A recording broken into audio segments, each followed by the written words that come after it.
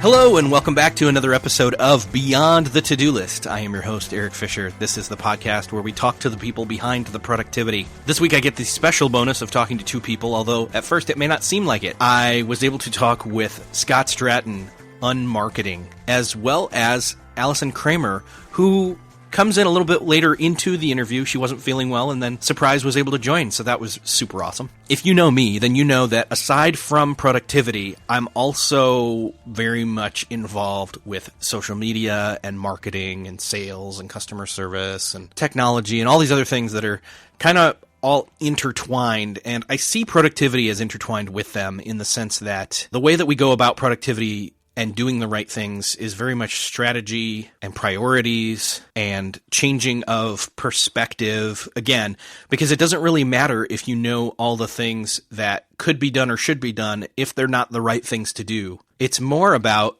doing the right things than it is doing lots of things. And if you hear any message from this episode, it is that one. It is not all about growth for growth's sake. It's not all about doing more. It's about doing fewer and better sometimes. And that's very much apparent with how Scott and Alison have prioritized the way they go about their unmarketing business. So I hope that you enjoy this episode. I know I did, because the Unpodcast is one of my favorite podcasts. I'll get out of the way and let you listen, but first let me tell you that this episode is brought to you by MailChimp. Thanks again to MailChimp, found at beyondthetodolist.com/MailChimp.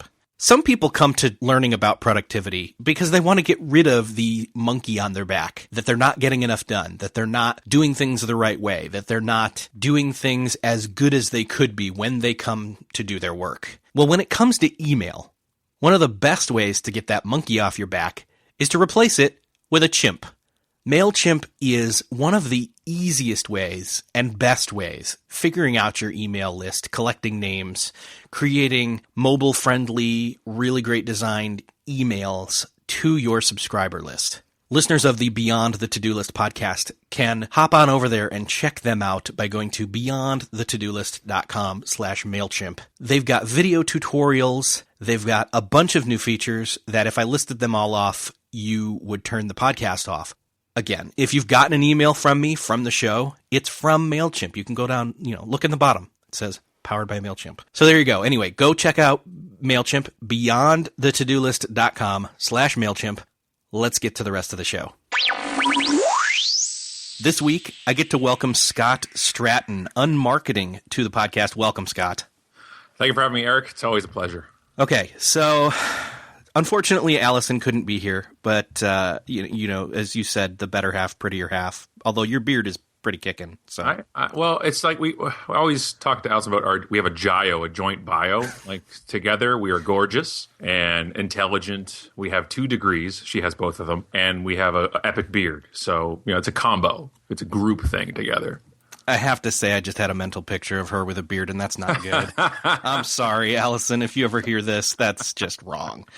Somebody out there is doing Photoshop fan art now for the Unpodcast. Speaking of which, okay, so the Unpodcast, which isn't the first thing I found of you. Actually, let me go back. Let me go back to, what, 07, 08? When did you do the Twitter experiment when you lived on Twitter? When was that? I joined in 08, but the Twitter experiment was January 09. Okay. I'm pretty sure it was after that point that you did the experiment when I found you online. I was just getting interested in the whole, hey, social media is a thing you need to know about. Everyone must know now. Everyone must learn. And, right. And not to like blow smoke or do compliment vaping. How about that? I've been, following you since somewhere in 2009, I believe, on Twitter and reading the books since you started and just have always kind of said, okay, this is a guy who gets it, that your perspective, that you're looking at it through a different lens than a lot of the other marketers, and hence the unmarketing phraseology. So let's break that down a little bit. What is this unmarketing originally and now unselling with the new book? What is that un standing for in your mind? Well, it started like 12 years ago when I was going to create the company on marketing. And I originally picked the name for a couple of reasons, but one, I thought it would look good on a book cover eventually. I just thought it was a really, when you're marketing, your brain's about hooks all the time. And I just thought it was a good hook. I was frustrated, to use the word lightly, about marketing. It was all this kind of, we called it push and pray, push out a bunch of messages and pray somebody buys. And back then we said, you need to pull and stay. You need to pull people into your content funnel and stay in front of them with great content, with great connection, with everything. So it was like content marketing and engaging online before content marketing and social media were terms. We were just doing this. I know, yourself included. We were just doing this because that's what you did. So we did a lot of word of mouth stuff. We, created those cheesy viral videos. And then, 2008, 2009 came along, and it was just like this Twitter side of things. MySpace was kind of, changing its angle a bit. And I said, this is exactly what I've been talking about. But now it's got a name, now it's got social media. So unmarketing, unselling is all about not selling in a hypocritical way, not marketing in a hypocritical way, but marketing the way you like to be marketed to. And then, with the new side of things, with the new book, with unselling really comes out with a point of, it's like everything except the actual transaction itself. And what I mean by that, I've been a sales training manager. I've been involved with a lot of angles from B2B to B2C in sales. And there was so much focus on getting that sale, the transaction, and not a lot of focus on what led up to it, and not any focus on what happened after the sale. It was simply pretty much you bought, and then we're on to the next one. So I believe that's what Jay-Z was rapping about, and on to the next one. It was just like on to the next, on to the next sale, on to the next sale. And it was, you just kind of take your current clients and customers for granted. Yet on the other side of things, everybody in sales, and all books are all about, it's about people and relationships and long-term and word of mouth. Well, how exactly do you think you get word of mouth? By doing things worth talking about. By treating your clients and your customers like they are gold, because they are. We spend, pick a survey. It's 10 times as much to get a new customer as it does to get, keep a current one. But we consider customer service overhead. We don't consider customer service part of sales, which I think it's one of the biggest part of sales. Is that's why it's unselling. The better we treat them, especially when things go wrong, we are more likely to have them buy again from us, and that's really where unselling comes under. Okay, so are you familiar with the movie Glengarry Glen Ross? Of course, always be closing. Yes. I just watched it again 2-3 days ago, and I couldn't help but just cringe watching it, as probably most people who have any marketing experience at all, or cold calling sales kind of experience. And really? It's just a terrific movie, but it just identifies so much the almost strip mining mentality that most businesses have had for a long time. There's even, the Ed Harris character and the Alan Arkin character are sitting talking about, the leads, and after the amazing Alec Baldwin monologue, and they're talking back and forth, and they're saying, it used to be about how you learn to sell a guy a car, many cars over 15 years, not just one car right now. And that's where a coffee is for closers. It's just such a the scary thing about this, Eric, about that film, it's a documentary, really. Oh yeah. It's there's no exaggeration in this film. Baldwin is absolutely brilliant in this thing, as is everybody in that film, and it's a documentary. That's how things still work today. Just change, swap out the industry, keep the same industry. You can pick it. It's the same thing. It's that boiler room almost mentality of just grabbing those leads and then trying to do the one-off sale and promising, and the old sales over-promising and under-delivering, because once I get the sale, once I get my commission, it's not my problem. And and there's a segment of the world, and there's a segment of businesses where, okay, that happens, that works. You'll probably never see your customer again. You're hustling, right? You got to be selling. It's like, it's like we were just in, we were talking before we came on the air with, we were just on holiday in Costa Rica. And there's guys on the beach hustling product. You know what? Their customer service doesn't necessarily matter, because we're going to be gone probably. Right. So they're ABC. They'll always be closing. They're just going to, you got to sell, and it's about moving product, and there's nothing else. Okay, fine. So if you're a guy on the beach selling whatever product that is, maybe not necessarily it's going to be a big unselling side of things. But if you're not, wandering the beach selling legal and sometimes illegal products to people, then I think that it matters. That the story, this to me, the sales story, which is has an opening, has a middle, and has an ending. You choose when that ending happens, and that's a big part of. I'm gonna have to go watch that movie again. By the way, you just made my brain want to go see it again because it's that brilliant. And I just have to. It's at ABC, and that's the mentality I go up against opposite, right? And that's where, because that's all I would see. Sales is about the close, and you got to get the close, and you got to do the follow ups. And if you email 7 times, eventually you'll just browbeat them down until they say, "Okay, I'll buy." And I just think there's a better way, and a more kinder way. There's a way to sell with still having a soul. Yes, exactly. And really, what we're getting at is you're saying pretty much don't treat people as numbers, treat them as humans. And I know that sounds very, touchy-feely or emotional or whatever. But honestly, some of the times that when I'm listening, your podcast has probably been I'll say the business podcast, because probably there's some other ones that out there, but that have gotten me choked up at times.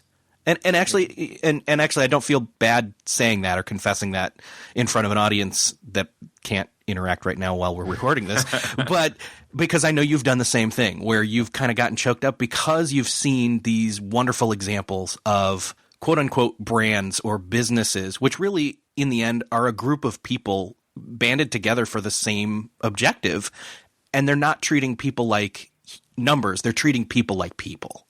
The stories we tell as consumers, as clients, the stories we tell do not come out of handbooks. They do not come out of mission statements. They do not come out of the brief that your creative team came up with. They come out of human moments. And one of the stories that's on selling we've told on the podcast where I got choked up as well was the Jedi story at Disney, right? Where the mother has a son who's autistic and he's just a Star Wars obsessed. And they went and we've been to this place at Disney in the Star Wars area, and the kid came up and and he was focused, he was engaged, he was ready, and all he talked about was this. And then I believe it was raining. It started raining, and they had to cancel, and they had to close it. And the mother, wrote this, obviously incredible piece about how this is going to have repercussions for months because he's fixated on this event. And one of the cast members, who's part of the Star Wars team, noticed it and asked him to take the kid into one of the almost like the Dagobah area of the Star Wars area, and he was a Jedi to the child, and he gave him a lightsaber that was Darth Vader's lightsaber, and said, "This is yours now, and you need to take this, and you have the universe now." Like, it made it the greatest special moment. It took 5 minutes. It took 5 minutes for a guy to notice somebody was in distress and say, "You know what? It's my job to make people's day."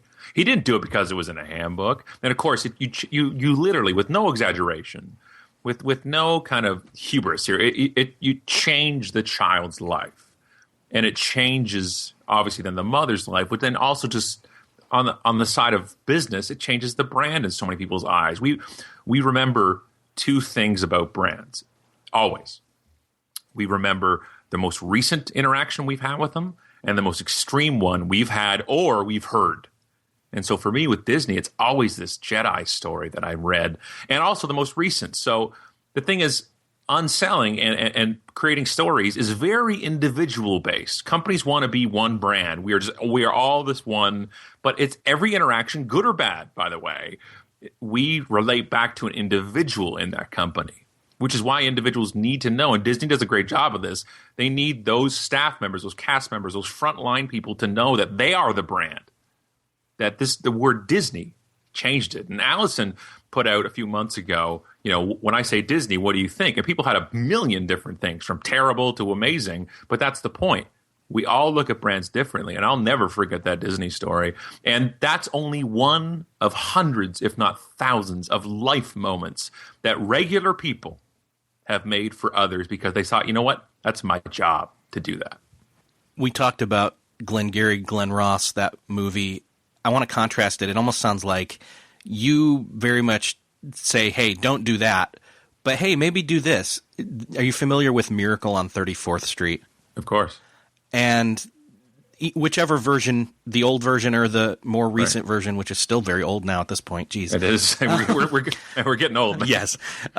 Where Kris Kringle is directing different shoppers to other stores because those stores have what they need. Yeah. And he doesn't care. He doesn't have a loyalty. I mean, he doesn't have brand loyalty in that sense of, no, let me give you whatever we have here. He's like, no, whatever you need, I'm going to tell you where it is, even if it's somewhere else. And so it starts to cause this uproar where management wants to fire him because what he's doing is sending people elsewhere. And that's their myopic view of it. But then other people start to realize that what he's doing is garnering so much goodwill and publicity because he's treating people as people. He's treating them, in other words, he's got the priority of putting the focus where it should be, on the people. One of the first stories we ever put in the first book on marketing in 2010 was that story about which many people use, which is Zappos, where their call center is empowered to refer customers to other companies, other websites. If they don't have the product in hand, they won't tell them to go somewhere else. They won't say go to Amazon. They will find the link and email it to the person saying, "I'm sorry we didn't have your item in stock. I'm sorry we don't carry your item. Here's the direct link to go buy this here somewhere else." That it's not just Miracle on 34th Street. Yeah. It's companies that realize we are in this for the long sale. We are in this for the long lifetime value of this consumer, because that customer will go away and saying, I can't believe they did that. Because even online is even more so. If I send you to a retail store, it's like, well, if 8 blocks up that way, in Manhattan, which could take you 7 hours to get to, it's that you have to walk and go. You might not go online. It could be an online chatter on the phone, and I email it to you. That's instant. That's so much confidence in your service and your product that you have no problem sending them elsewhere if you don't have what they need. And that, again, is like the anti-Glengarry Glen Ross side of things, that we don't have what you want, but we'll give you something we've got. Even if it's swampland that's useless in Florida. And it happens in real estate, too. I'm speaking at a real estate national event on Thursday. I spoke at 2 last week. And I'm trying to tell people that there's a difference in real estate of trust and community, which is, are you trying to sell a home that you have a listing for? Or are you trying to sell the home that is best for them? Right? That's 2 different worlds. That really is 2 different things. Of course, you want to sell the houses that you list, but are you there? Are you repping them as a buyer, or are you trying to get your property sold yourself? And that's a mindset as well. Because I had somebody once at one real estate conference that snapped at me, which a lot of people do. I'm not sure why, but I was talking about things like Trulia and stuff, where it's like an app where I go. We were in Vegas in Summerlin, and we were looking at properties there. And so we're from Canada. We're not even from the country, and we're searching it. And I press proximity search. It shows us all the houses that are available. And we can look around. And I brought that up, and a broker at an event's like, "Do you know that Trulia doesn't list all the homes available?" In a spiteful way, because he doesn't want us using it. And I looked at him and saying, "Do you know that you don't share all the homes available either?" And he just kind of froze at me and stared. I'm like, "Do you know who I think I am? Like, I know how this works." So it's amazing that are we putting customer first? Are we putting us first? Now, again, like you said, it sounds kind of almost warm and fuzzy and stuff, but it's not. It's connection isn't a cheesy word, and trust isn't a cheesy. If you believe that sales is built on knowing and liking and trusting a person, especially depending on the transaction, where something like buying a home, buying life insurance, buying hiring a nanny, something like these, lawyer, an accountant. There's a high trust gap in these areas, a very wide one. And if we do things to create it, like as an example, we have an accountant now, and we need some stuff done for U.S. and Canada things, and he's like, "Well, it's not our specialty, but we have some people I can refer you to." That makes me trust him more, because he's sending me outside of him, but to make sure that I get the best service possible, which means I know I want to keep him for what I need him to do. Yeah. You say this in the book, customers don't stop being important once they've bought from you. And right. I think we forget that. They become more important. Yeah. And because now they're in the world. Like, it's just this whole, we see this funnel. We look at the sales funnel. And one of the things we try to do on selling is kind of, break open the funnel and realize that the funnel isn't like, they get through it once they've bought. There's a whole process and a whole world of the post-purchase. And especially like in a B2B world, people think it's, there's very high-end transactions and you have a very low amount of potentially clients. but we still refer to them as leads and numbers and just pull them through the system when our barrier to entry is done. And so we should be treating them even better but it's like dating. I've always found that it's dating, especially in the B2B world where, it's before you're actually dating, you're trying to court each other and compliment each other. But now you've been dating for a year or two. You're like, it's like it starts off, I love you too, I love you more. And now it's like, I hate you too. But you're going to stay because, hey, it's easier than finding somebody else. And that's where a lot of customers and clients are in this apathetic world of, well, I'm not really happy with them, but it's going to take a lot for me to move. That's not a good place to have your customers. That's not we're at least the best choice out of, tolerance of frustration to change. That's how most life insurance places work. That's how most car insurance is. The barrier to switching, they think, is higher than the actual, they'll just pay anyways because it's monthly and who cares? And it's not a good strategy to me. And any time, not just now, but any day, any year, it's not the best way to do it. Referrals only come from ecstatic customers, not static customers. Ecstatic people refer and sell you more people. And if referrals are the lowest cost, because usually there is none, and the highest rate of sending you qualified, quote, leads, why the hell are we not doing everything possible to make those mouths move? I know I'm repeating myself, and I know I'm getting angry, but I'm so passionate about this point that let's be honest. I'm lucky most people don't think this way, or I'd have no job. Right. But it's so frustrating that I've been saying the same thing for 5 years on stage. That it's just that people just don't. Well, what's the newest technique? Am I going to be going on what's the new social network that just came out and everybody's wanting invites? Yeah, I was going to ask you, Scott, what's your strategy for Ello? Yeah, I'm not saying hello to Ello at any point in time. I don't, because everybody will come up to me and say, they'll say that question. What's your Ello strategy? And when WhatsApp was sold, what's your WhatsApp strategy? I'm just like, I'm going to punch you all in the face. That's my strategy to start, because it's not about the platforms, right? It's you have to clean up your own house first. You have to be that nobody will share or connect. It doesn't matter if your business isn't set up right, if your customer service isn't set up right, if your product or your service isn't the best it could be. These things are just kind of almost like peripheral things, like outside of it, on the edge of what we should be doing. I love social. I love digital. I'm a huge geek. I've been online since '94. Right? I've seen every site on the internet, and like every site on the internet. And I don't understand, this incredible push, that whole, the whole, feeling, left behind. I don't want to be left out, and I got to be on and give me an invite. I'm like, everybody's on Facebook talking about this new site. I'm like, but go talk about it over there. Like, I don't have time to keep up with these things, Eric, and I don't have a job. Like, this is all I do, and I can't keep up with it. I can't imagine people who do real work, that they have to put up with people like me who sit there and go, here's the next 7 sites. Remember what I said last year? Screw it. Now you got to be over here.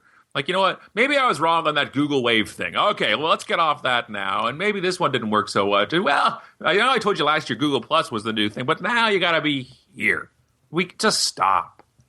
It's this, we just want to, we want to hyper connect so much that what we're doing is not connecting anywhere, because we're on 7 sites. If I see one more of my friends or quote colleagues, when they put an update and it automatically hits Instagram, Facebook, Twitter, LinkedIn, Google Plus, and now the new sites, what happens? I just stop connecting with you and I remove you.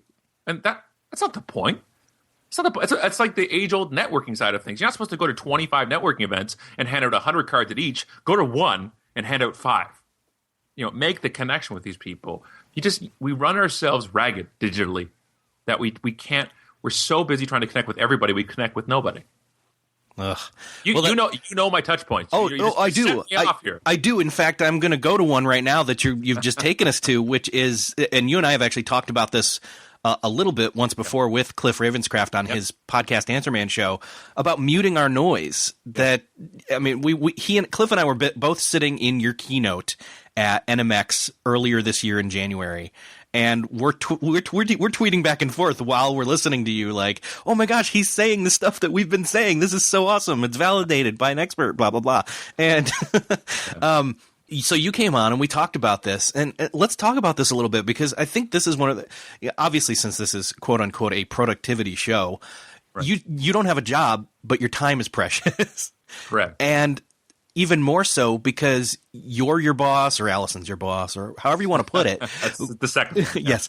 And so you can't waste your time. So you sitting on Twitter all day, every day, retweeting other people, tweeting good things about you, or creating buffered tweets and all this other stuff. Just the signal to noise ratio was off, and you decided to do something about it so you wouldn't waste your time on social anymore on multiple accounts. You did it on Twitter. You've right. been doing it on LinkedIn. I was sitting there, like a lot of us in the social circles, saying it's too noisy. It's too noisy. It's too noisy. And then I realized we create the noise. We choose to overfollow. We choose to overfriend. We choose to overconnect. And then we sit back and go, why is it so noisy? I'm like, well, it's like me putting Metallica on in my office right here, anything before the Black Album. And I put it on, and I put it to 11. And then I'm sitting there and I complain that the noise, the music's too loud. We made the noise. That's the problem. We do this hyper connection thing in like 2010, 11, 12. We're all just, it's like a land grab. How many connections, how many friends? You're talking to a guy who has his number of followers in his bio. Like this is what it's like, and it's this huge land grab for social. Just the numbers. Let's show it. I really wish, to be honest with you, that Twitter never showed the number of followers. Because it created a land grab, and it created this quantity side of things. Where then obviously the bots come in and auto follows things. So I realized I'm making this noise. I'm following the noise, and I'm contributing to the noise. So I realized, okay, so I was at like 4,500 friends on Facebook. I have 4 friends, I think, in real life. Like, really, to be honest with you, I think I have 4, maybe 3. 4 or 3. And so I went through one by one over the past year and a half, unfriending people that I actually realized I didn't know. Like, if I met somebody in the comments, yourself and Cliff and stuff, I consider you guys friends then. We connected, we tolerate each other, we're good, so that's a friend. I can deal with that, that's fine. They don't have to be living in my neighborhood, but people who when I look at their picture, I don't recognize them, and I don't recognize their name, they're not a friend. And so I have deleted over 3,000 friends on Facebook with minimal blowback, with minimal emails to my office and everything, but why I unfriended them. But, and then on Twitter, I have no hope. I follow 35,000 people, and the only reason I follow 35,000 people is because when I started, I used social oomph to auto follow back everybody who followed me. I thought it was kind and a courtesy, and I thought that was connecting, and it just made noise. So now I use hidden lists called Awesome Sauce. I have like 80 people on it, and I follow them. And then same thing with LinkedIn. I just realized I was adding and accepting connections because I wanted to be connected. It's not connected, and so now I love Facebook now. I didn't before, because now my stream is full of people I like, that I want to see. People say, I don't want to see food pictures or pictures of your dog or you. I'm like, well, people I like, I do. And we don't care about people's food unless we care about them. And then I want to know about that dish you made. I'm not going to make it, but I could see it. And once we remove relevance, we remove why are we doing it. That's what happened with me with Foursquare. I realized I'm checking into places. And it was funny because like the kind of the lifespan of me on Foursquare, when I started getting some fake online popularity, I started to check into places when I'd go speak at conferences, and the people would show up. I'd be like, well, this is awkward. I just was having coffee, and then 2 people show up randomly. Hey, we saw you were here. I'm like, this is weird. It's like Forestalker. So I started checking in once I was leaving. Hey, Scott was here, like WUZ, right? Like Scott was here, and I run away. But then I realized last year, I think, or so, I just was checking in somewhere, and I went, "What? Why am I doing this?" I had no idea why I was doing it anymore. I understood at South by when friends were there, and then I'd see where they were, and I could go kind of, hey, then we could connect, and that was the purpose of it. But I had no reason to do it. There was no more relevance to me, and I just deleted it. Well, for the most part, like if you're at a conference, the people you want to see, you're already following on whatever your preferred social network is, or literally they've got your phone number. You've given that. You've given them that precious gateway texting to you. So my brother who's one of the only men not on the internet. I love that. Right? He's smart. He knows tech. He's a producer. He did Pro Tools. He's He knows how to use everything. He just doesn't. And I'm like, dude, why? Why aren't you using Facebook? Why aren't you doing this? And he's like, everybody who I want to talk to knows how to get a hold of me. Like, that's it. That's his theory. I'm like, I yearn for that. I would honestly, to be totally transparent with you, I probably would have left Twitter already. But that was self-inflicted because of the noise. I just stopped enjoying it because it was just so noisy, so much spam, so much automation. So then I said, okay, I got to save Twitter for myself because I've made this problem. And so I went, and we talked about this with you and Cliff, was that I use Tweetbot as my app. It sounds spammy, but it's just an iPhone app for Twitter as a management tool. And I went in and I started muting things, and that saved Twitter for me. I muted any automated tweets. So Buffer, and I even did Hootsuite, which I risk losing some replies in it, but it's a lot of scheduling. Triber, all these things, Instagram, Facebook. So anything that was synced between the two platforms. Yes. And now, man, that's cleared my whole stream there. And people say, well, why wouldn't you want to see Instagram pictures? I said, because I'll see them on Instagram. Like when I log in there, I'll see them there. And I don't need to see them everywhere. And now, almost all the tweets I see in my awesome sauce, my hidden list, are all real time. Now, I'm not saying using Buffer or something is bad. You're the sheriff. You do your social the way you want to. And I'm guilty of trying to be the sheriff and telling people how they're supposed to. You do it your way. But from Scott here, what I view social as is especially Twitter, is real-time conversation. That's what I want from Twitter. That's what I originally loved about Twitter in 2009, was that we'd log in, and if Eric tweets something, you're there. And if you said something about Glengarry Glen Ross, I would reply back and say, always be closing, and you would reply back in 10 seconds because you were sitting there. That's what I want for social, personally. So that's what I realized I had to set back, and now I'm back to loving it, and I was ready to break up with it. So that was, but I had to control it, and that muting function saved Twitter for me. I want to talk a little bit about kind of jumping off of that point. We've got a lot of people who they would refer to themselves. I don't know how you refer to. I mean, you mentioned Jay-Z earlier, and he's all, I'm not a businessman, I'm a businessman. And I'm like, I hate that quote because I don't like people thinking of themselves as businesses because they're human beings. And that's where we get into the treating people like numbers. But anyways, let's think of it this way, that personal brand, I'm air quoting, or, a solopreneur, again, words that I don't know, whatever. A business person, I don't know. Businesses that are scaled to very small scale, whether it's an individual or a very small team or whatever, and we want to be online and ready and present and treat people like people, and like on Twitter, we want to be there to immediately respond and things like that. I mean, you get pushback on be a human all the time. It's like, well, how can I do that? I don't have the time. And I'm like, oh. Yeah. How do you respond to that? How do you scale that? How does being human scale, I guess? I just think that it's, first of all, you don't have to do a lot of these things. When people think they're obligated or it's mandatory, they're on 5 platforms or whatever it's going to be, it's not scalable. That's good. We don't want to try to scale. I don't think conversation, is a campaign. I don't think that connections is scalable, and it should never be to that point. So you have to look at it and say, what are my priorities? Do I find connecting, let's say on Twitter, do I find connecting on Twitter important? Well, then I have to carve out that time to do it. That's how I did it. I realized that virtual connecting was important for my quote brand and my business. And back then I was consulting, so I could, the more I was in front of people who needed marketing help, the better anyways. So I realized this is an important part of my business. I need to schedule time to do this. If you don't think it's important for your business, or somebody's telling you should be, you'll never find the time. And not even talking about scalable, you will never do it well. You'll just sync, automate, and set it and forget it. And that's not the way that we need to do these things. You're not scalable. I get it. But what is scalable, or at least delegatable, if that's a word, is looking at your stuff and saying, what do I not need to do? Right. And that was a big thing for me in business, was realizing, being kind of a lifelong entrepreneur side of things, is that, you always do everything. And I get bootstrapping. I understand this. We're a very small shop here. But for me, it was seeing, okay, what am I not good at? And I realized this is the most important thing I ever realized. I don't want to improve my weaknesses. It's a big thing for entrepreneurs to hear and to say. I don't want to. We always, we go through school, we go through life trying to improve everything. I don't want to get better at stuff I don't want to do. I want to get great at the stuff I'm good at.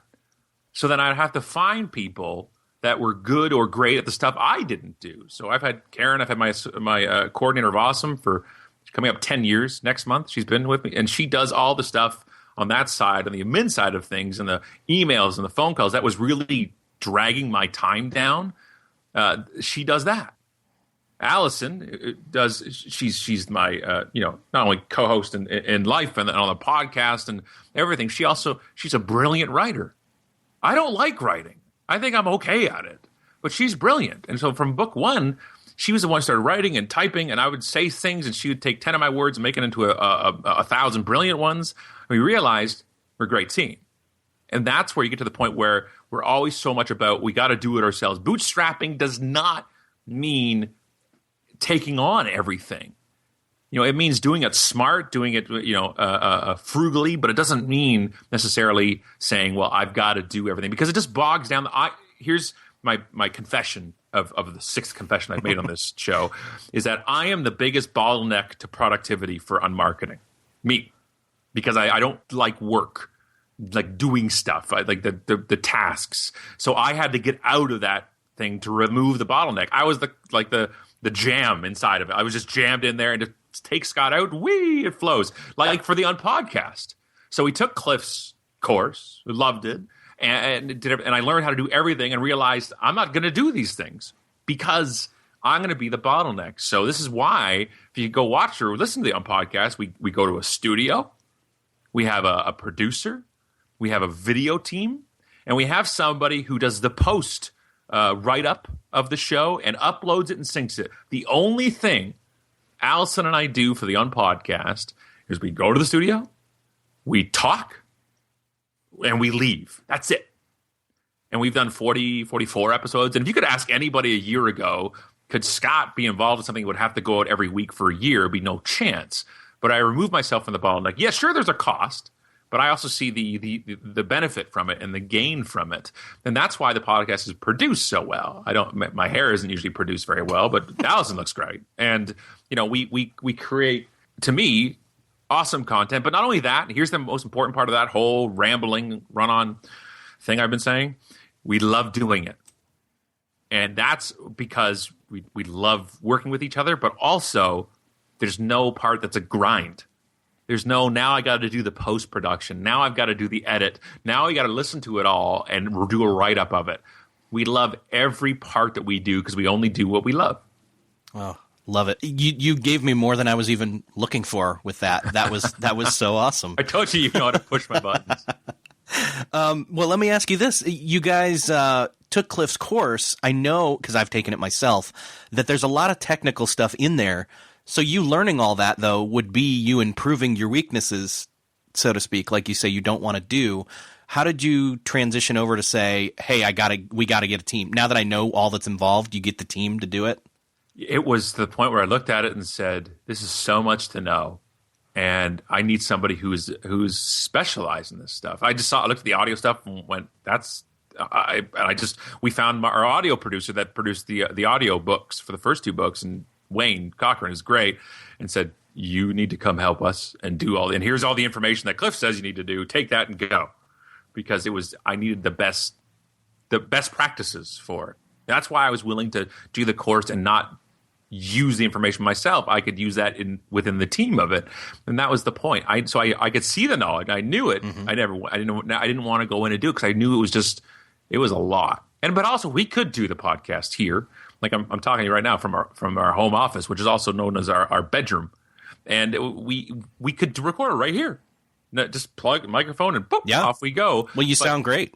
And thank you. And but we love because we have 4 kids here, and 2 dogs and 2 cats. And for productivity wise, we would never get it done if we did it here. Not just the fact of doing the legwork and the editing and everything. Your mindset is different.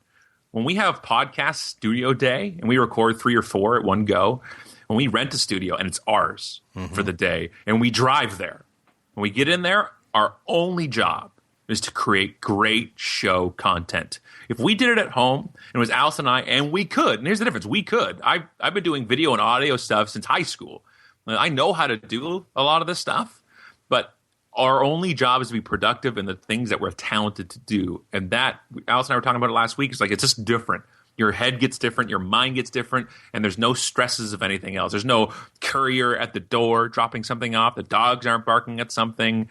And I have no problem with anybody who does it at home. That's how podcasting goes so well, is because we can do it with potentially a low barrier to entry. But that wasn't good for our productivity. That wasn't good for our creativity, for us, because we know us and we know what does and doesn't work. Yep, totally hear you. I'm sitting here at a desk in my own bedroom, and I choose to do this at times when I know the house is going to be empty. It's just me and the dog, right? And nobody's at the door. So it's a big part, and you know when it's forced, right? Because then productivity suffers and creativity suffers. I think they're both together. Well, yeah, right. And it's producing, so producing art or good work. That's good. All of the above. right. I think that let me talk about this a little bit then. One of the things that we hate. It's a strong. No, let's go with loathe. One of the things that we loathe about these businesses that are treating people like numbers is the fact that they have these silos. So scaling again down from a large business to a small one, how have you guys removed the silos in your own business? It's been, I think one of the things is the realization that customers don't see silos.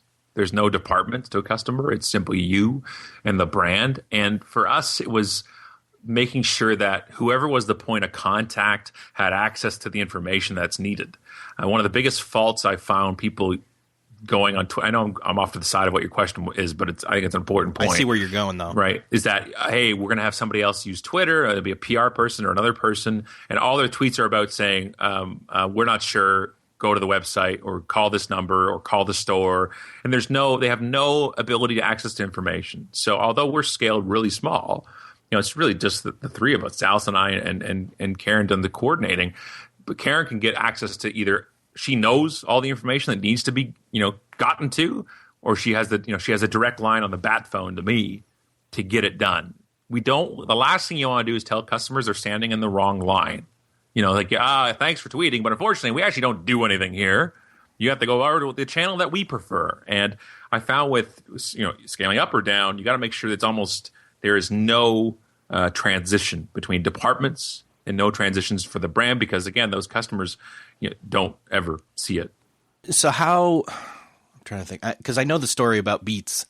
Yeah. With the headphones, and they said, "Hey, follow us, and we'll DM you." And what did they? Oh, they pre-filled out the information. They did. They knew you already, and that was the thing. So it's that whole CRM, which for stupid people, what does that stand for? Well, it's this whole customer relation management system, right? Where you look at it and say, okay, so here's the quick version of the story where, I bought the overpriced Beats by Dre headphones for two of our kids. Because if we can't give them good education in school, they can look good at school. So, and so on Junior, as he's known by, his snapped. They were like the mixer ones, so they're big plastic right over the top of the head, and they snapped, or they shattered actually, and apparently it's a known problem. And I tweeted out, and I just said, hey, awesome, my $300 son's headphones just shattered, Beats by Dre, and within minutes, we actually brought them into the Apple store. That's where I bought them. And the thing about the Apple store is if it's not their product, you have like a 3-hour warranty on these things. So we walked in, the guy's like, nope, nothing's happening with these. You're going to have to go through them. It didn't give us any info, didn't say, here's the number, here's the plate, just get out, pretty much, we're not helping you. Like, oh, okay. Even though I bought them here, all right, that's fine. And this was prior to their acquisition of Beats. Right. So. And now go shatter and go to the Apple store because it's theirs. But so then it was like, $650 and 2 headphones. We can't help you. Like, oh, okay. So we leave, and I'm tweeting. We're walking out of the mall at Square One here in west of Toronto. We're walking out, and I tweet. And Alison and I are walking. I tweet, and by the time I got to the car, Beats by Dre customer service had replied, "We're so sorry this has happened. We're going to take care of this for you. Please follow us so we can DM you to get some info."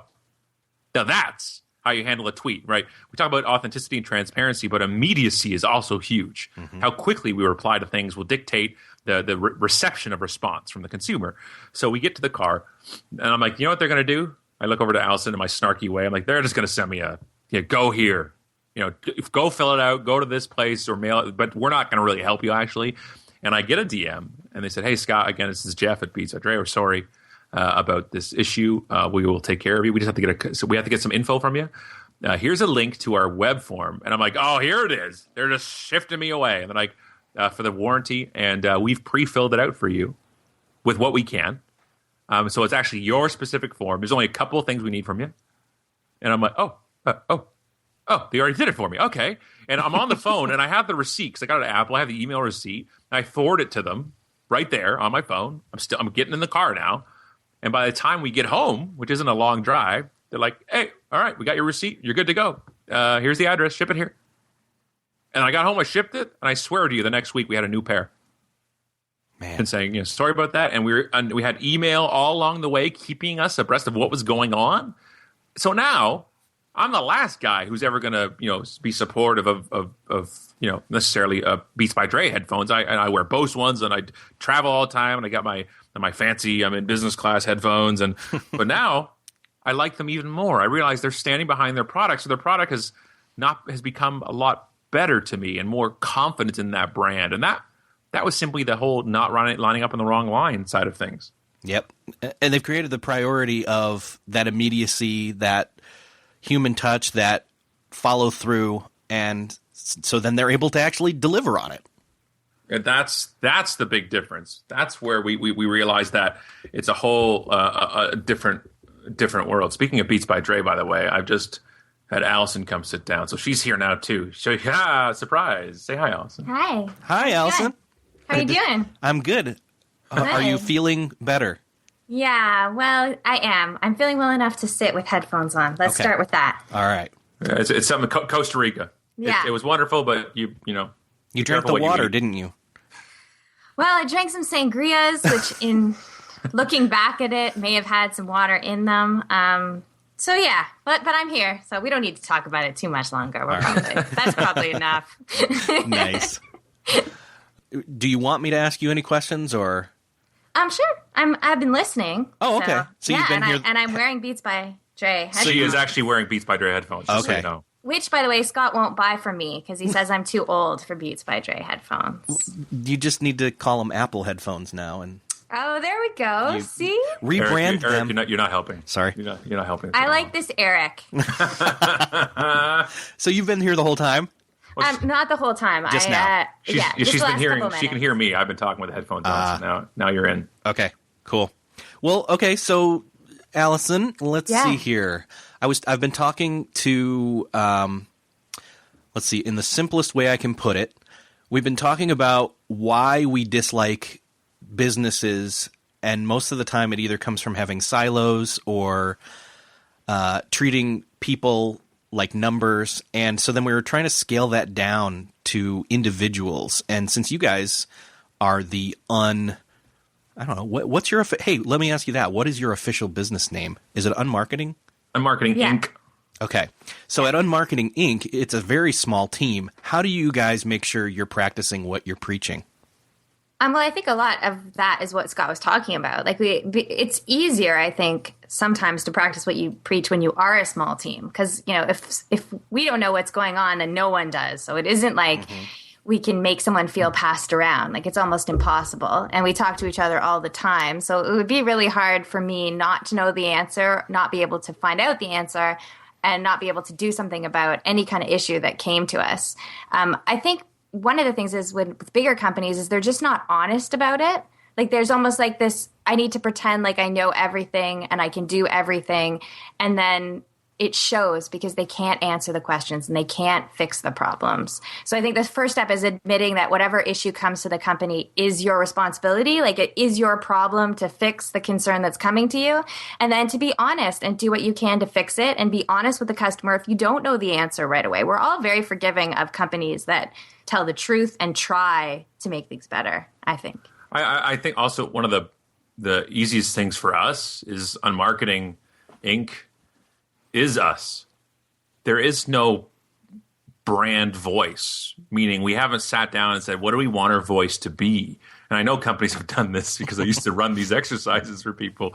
And there is no, what is our branding mission or statement? It's simply started with what I thought about things, and it's morphed into what we talk about, to the point where we have no good or bad. We don't really have a filter in how we talk and what we say, because the brand is us. And that's why, when you are yourself, when you're transparent about stuff, that you're never fearing of tripping over yourself or saying the wrong thing, because mind you, we polarize. And you push some people away, but you can't be afraid to push people away, because then you attract other people stronger. And that's our voice is our voice, and that's why the unmarketing brand is easy to do, because that's why also it's not easy to replicate, because it's not something like the podcast, that we don't do research, we don't script, we just start talking. And we were like yesterday, we were at downtown in Oakville, where we live here, and we're sitting having coffee on a patio because we don't have jobs. So we're sitting there having lattes, and we're talking, and I keep looking at her like, this is a bit, like this is a show. Why are we not recording this now?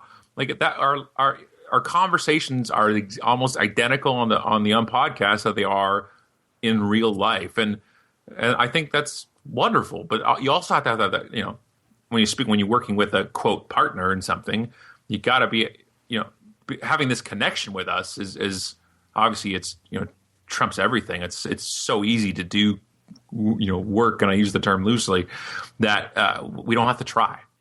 I think I get the impression that even if things were to suddenly blow up real big, say unselling becomes huge, and and I hope that I'm not wrong, but what if that blows up and you guys suddenly need a bunch more people?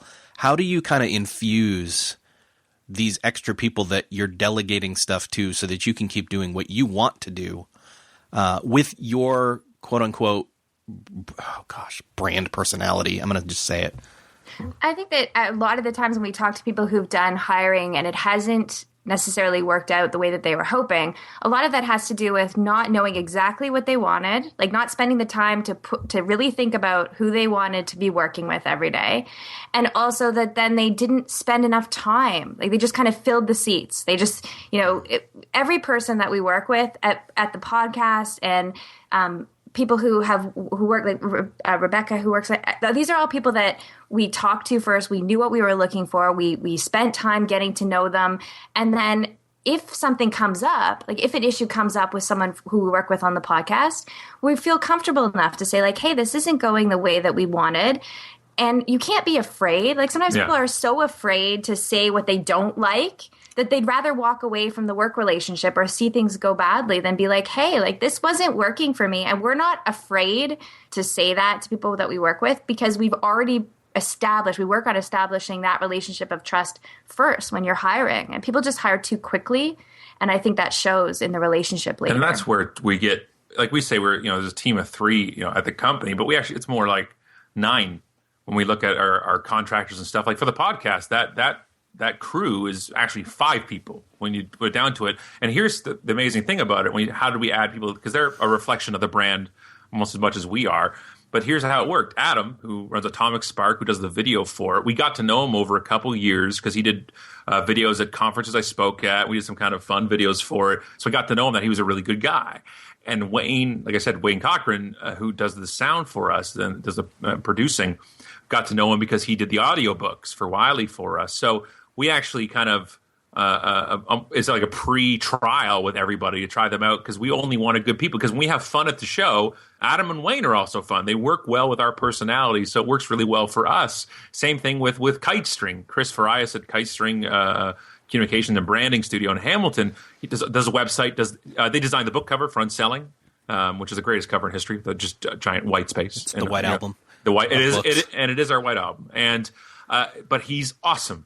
And every person that we work with, at least who we see physically, we would hang out with. We would have a beer on a patio with.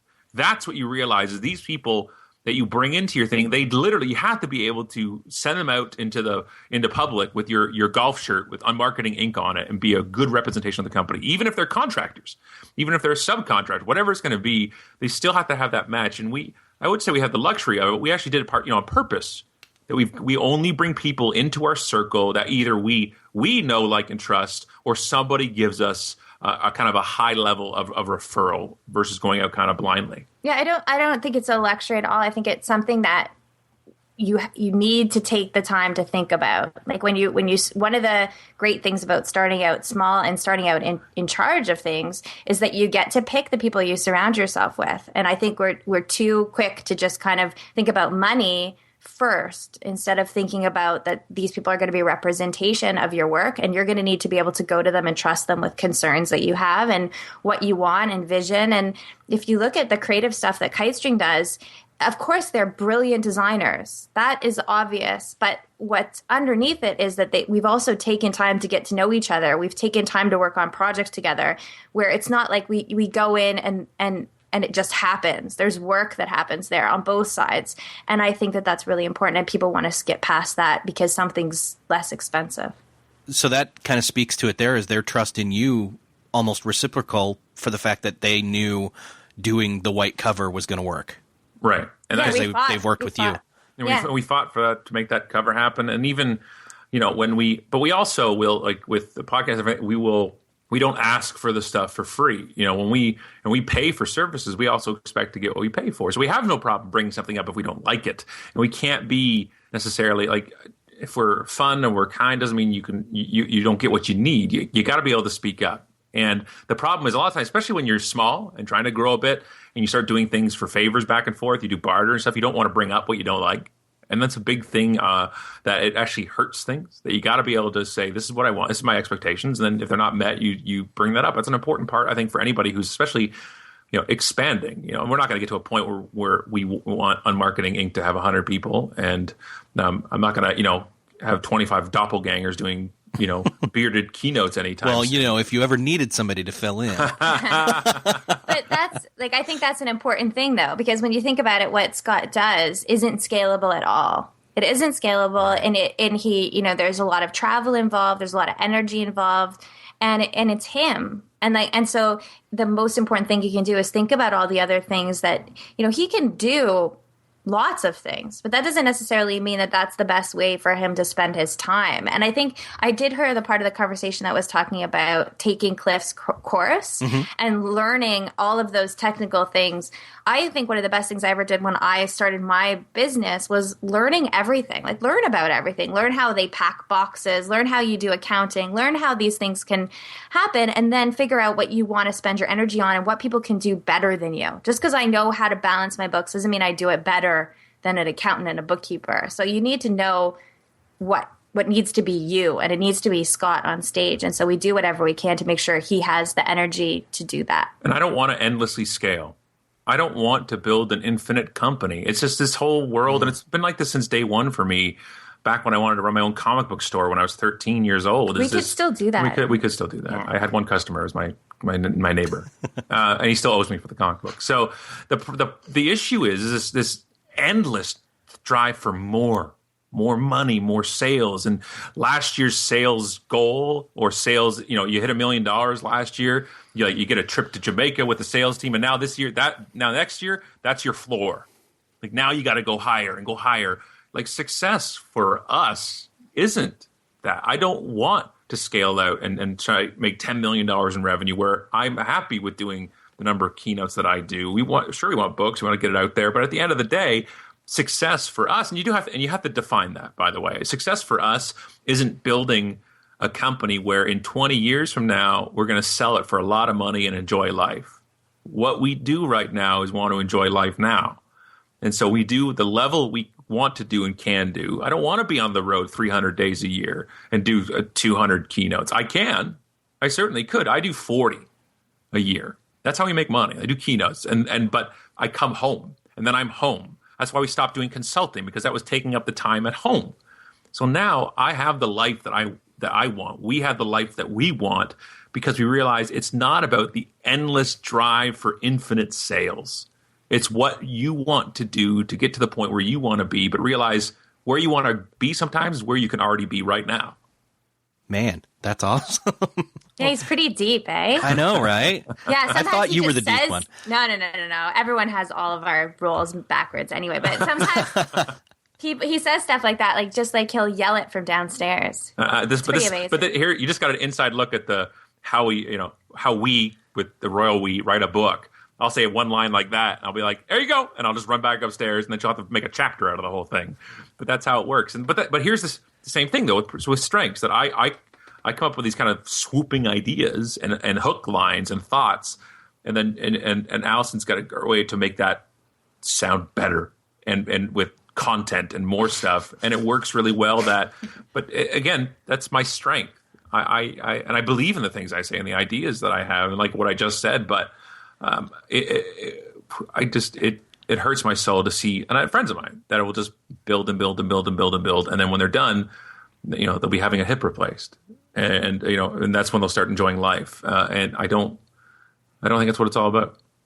Man, so how did you guys get to the point of deciding, or have you even decided maybe, how much more do you want to grow?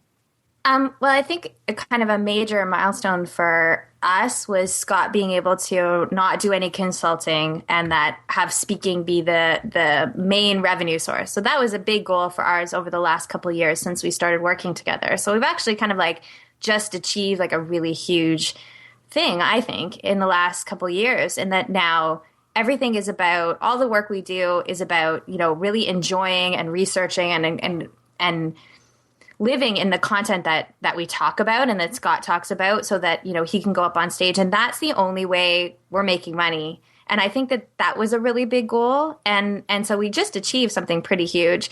I think now we're kind of like figuring out some of the things we love to do the most. The podcast is definitely something that we love, that we would do all the time if we could. I'm glad we don't have people following us around, because he wasn't kidding about, telling me that it was a bit in the middle of Oakville having coffee. I think we should have a documentary crew every day, all day with us. And I do not, because I know which one of us would come out looking good and which one of us would come out looking bad. So I think that was pretty big. I think right now we're just getting things stabilized as we grow. I think that's the other thing with growth, is that the goal is often growth instead of calm. And I think sometimes that's dangerous in business. It's kind of like, we just achieved this huge thing, so Scott's able to, focus on speaking. We don't have to do contract work anymore. What are we going to do next? And I think sometimes it's just kind of like, okay, so let's get everything calm. Let's focus on this. Let's see if it works, and give ourselves a little time to test things out. And the podcast was a big test. It was kind of like, we've got time to do this now because Scott's not doing consulting work anymore. We've got time.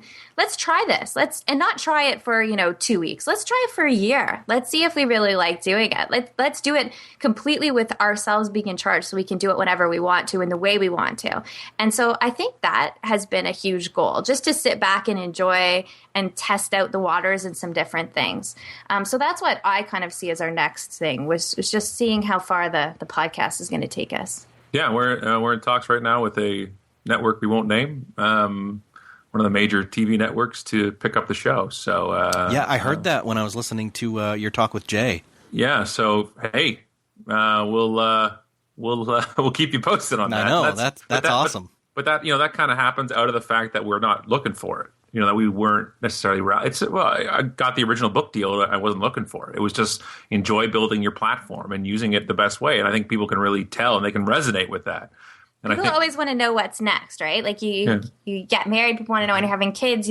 Everything's always like, you just did something, like what's next? And I think sometimes, and it was social too, like what's next is this crazy question that people are always jumping around. And I think the last year has been this really nice space for us where we've just settled a little bit and said like, okay, let's grow slowly. Let's not constantly be grabbing for our next big thing. And it's been really successful for us and enjoyable, I think. I think what's next for us is now.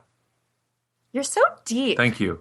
Wow. I try. Wow. But I'm tweeting that later. Thank you. But that's it. You have, and that's why Karen, who does all the coordinating and stuff, and she does the contracts and the gigs. She doesn't even tell me when I get a gig. I don't want to know.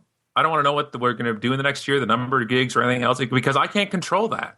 And that's the biggest thing that's gotten me in sales since the dawn of time for me, is we have sales figures and goals when we can't control getting the sale. We don't make that decision. We only can control with what we put out there that will help create the sale. So the goal is not controllable. And I don't think growth is necessarily a goal. Like one of the things Scott says that I like particularly as people will be talking about revenue and making money, and he's like, making money isn't a business model. Like it's not making money isn't what you're there to do. And I think growth is kind of the same thing. Like if people love what we do and they love the way we speak and the things that we say and Scott's work on stage, then growth will happen organically and in a way where we attract the right people that we want to work with and where we have time to deal with issues that come up so they don't become huge issues, as opposed to, growth being the goal. Because when growth is the goal, you just want to add as many people and spread yourself as thin as possible because, hey, look big on the outside, but really there isn't enough connections on the inside. And I think that happens to too many companies. Making money is not a business. Well, growth for growth's sake either leaves you with a beer gut or steroids. Right, yeah. But that's it. But looking at growth and being able to anticipate if it happens and what you're going to do and the scale side of things, sure. But exactly, growth for growth's sake isn't like you want to do stuff, create products or services that more people want. That's all right. It's like we don't have sales goals in the company. We have content goals and creativity goals, which is it a book a year? Is it a podcast a week? We can control those things, but we can't control somebody booking me for a keynote. We can't control somebody buying the book.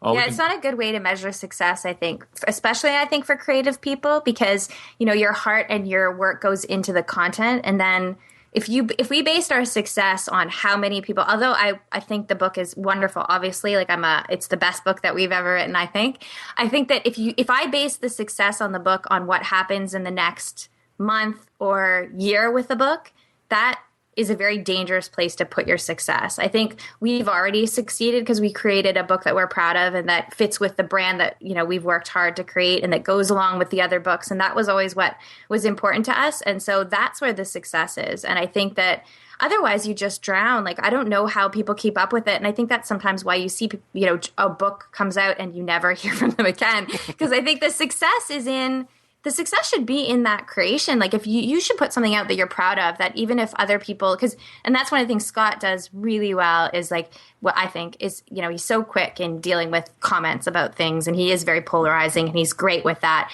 That's because he believes in the things that he says. So the success is when the content is made. The success is in the statements that he makes first. So he can stand behind them when other people aren't necessarily agreeing with him. That doesn't mean that, negative feedback is great. We could talk about negative feedback all day, but I think that the success needs to be in the content, not in how people react to it. I love that you, it was good. I love that you said that you're already successable because you've produced a book that you're proud of. That's it. End of story. Yeah, full stop right there. Yeah. Like, that's it. Like that's exactly what it is. It doesn't matter if your kids make you pancakes or not. Well, I would like pancakes. Which I saw that tweet. So. I haven't told Scott yet, but we're playing fantasy football against one another this week, and I feel as though the winner should be having to get up, the winner should get to sleep in, and the loser should have to wake up and make the pancakes all week. I'm looking forward to sleeping in. That's something I'm negotiating. I'm looking forward to sleeping in. I know. What kind of kid needs pancakes in the morning? Right? It's a whole other conversation. Okay, I'm gonna, guys. We're going over time, and that's totally cool because that's like our thing. If you're giving me the time, I'm taking it for sure. I have a question then, which kind of pertains back to, let's see, the goal then is not to make the sale so much as to delight in the serving and make sure that your customer gets served. Do you guys, as a small business on Marketing Inc., have some stories like that where, people like me who've listened to the podcast and read the books have shared something that you've done that's changed something for them in their life? Well, we just did something. We don't do it to talk about, right? But I want to know. Yeah. Well, we had somebody tweeted 2 months ago and said the third book was QR Codes Kill Kittens, and a guy tweeted kind of partially in jest and said, your book cover made my daughter cry, and I had to tell her why kittens actually weren't being killed. And I'm like, oh, dude, I'm like, can I have your address, please? I gave him a DM, and I'm like, can I have your address? the next day, we sent her a stuffed, like a toy kitten, and said no, all the kittens are okay. Not a real kitten. Not a good. We didn't stuff a real kitten, send it to her, but we sent her, stuff that. And he said, you know what, I'm gonna. And I'm kind of obviously contradicting now because I'm telling you the story. But he sent me a DM and he's like, "Oh man, I didn't expect this," and she is so ecstatic and happy. And I'm going to tweet about this when I get home, and I'm going to blog about it. And I said, I don't want you to either. I said, you do what you want, but I didn't do it so I'd get press. You do it because these little moments that I just think that one of the things, and that's one of the things I love about Twitter, is there's little opportunities to make somebody's day. Whether that was somebody says, I just got on selling, can't wait to read it, and writing back and saying, awesome, we hope you love it. To those giant moments. I just think we have. I think that's more of a life thing, though.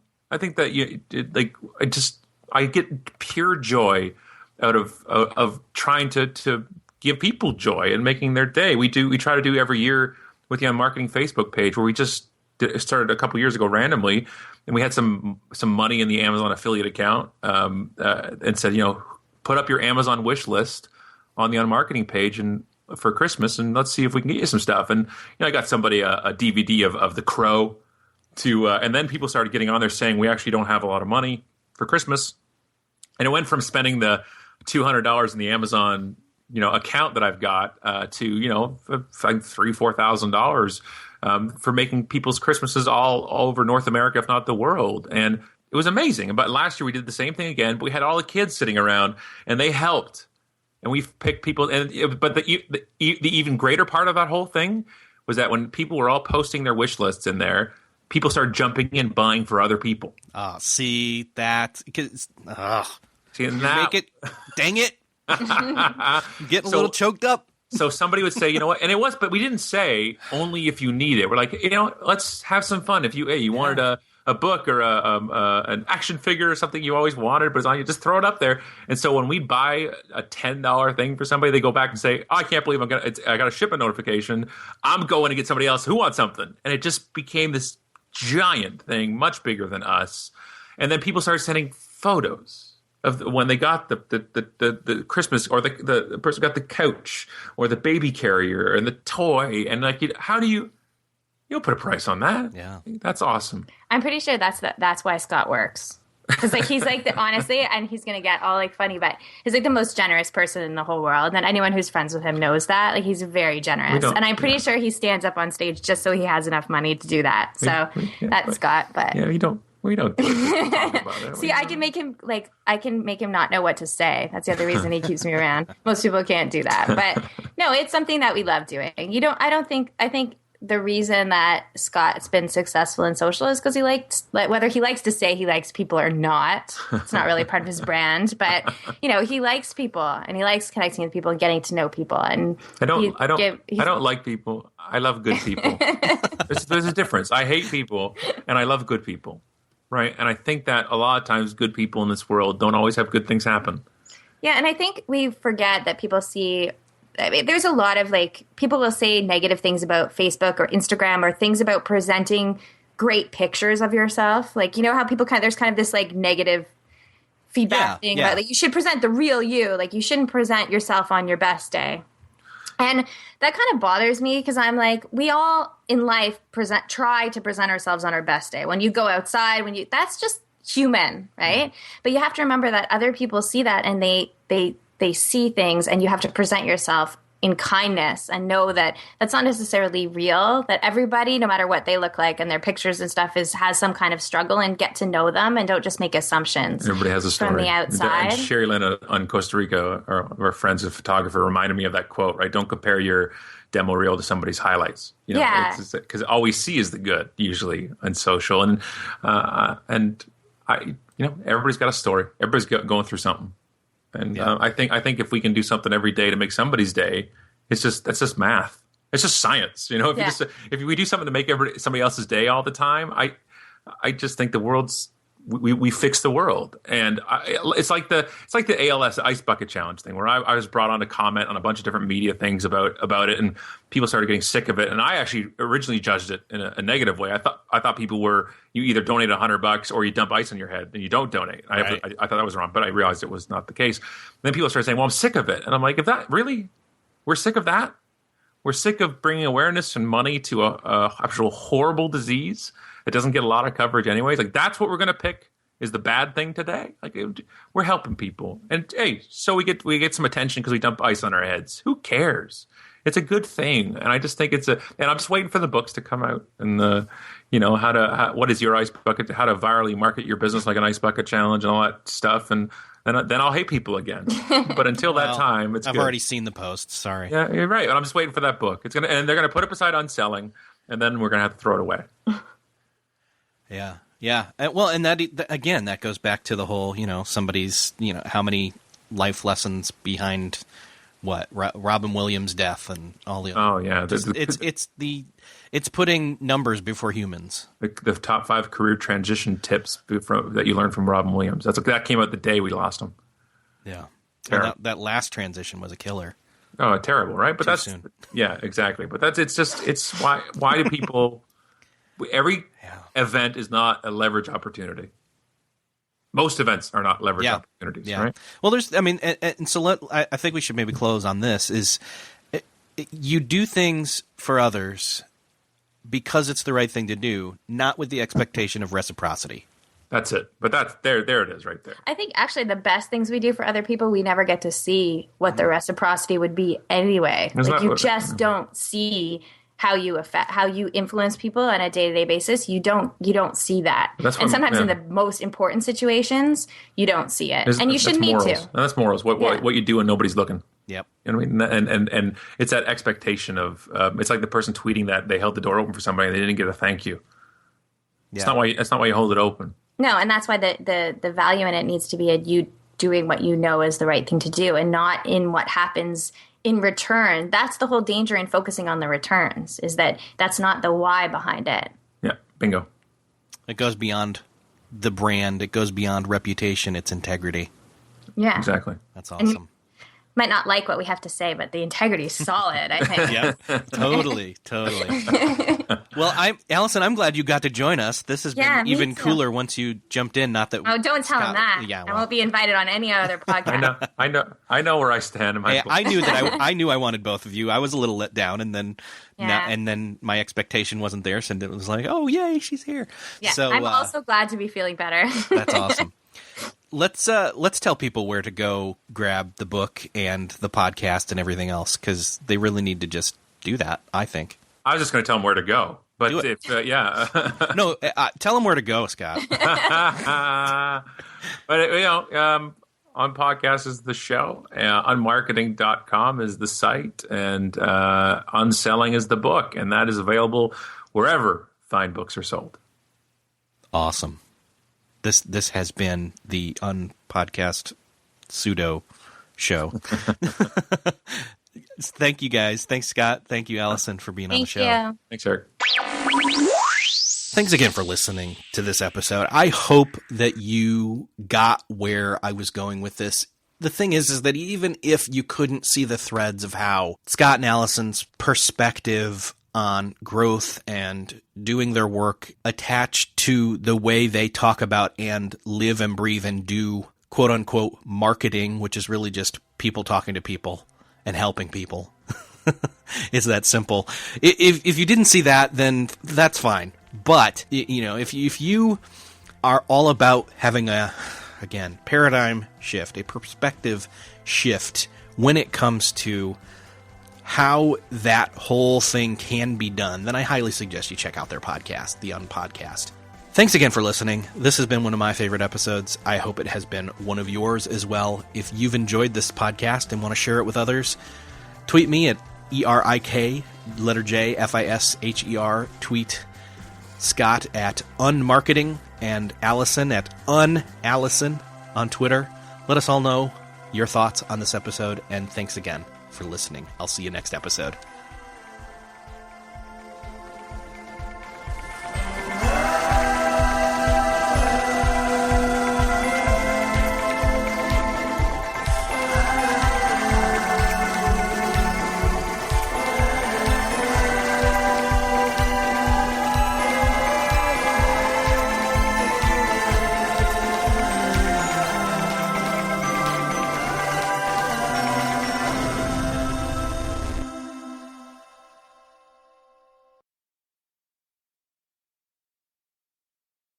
Beyond the To-Do List is a proud member of the Noodle.mx Network. Find more of our award-winning and award-nominated podcasts to make you think, laugh, and succeed at Noodle.mx. Learn how to podcast. Theorize over the TV shows Once Upon a Time in Wonderland, and Under the Dome. Laugh with our clean comedy, delve into science fiction and philosophy, learn critical thinking from movie reviews, and more at Noodle.mx.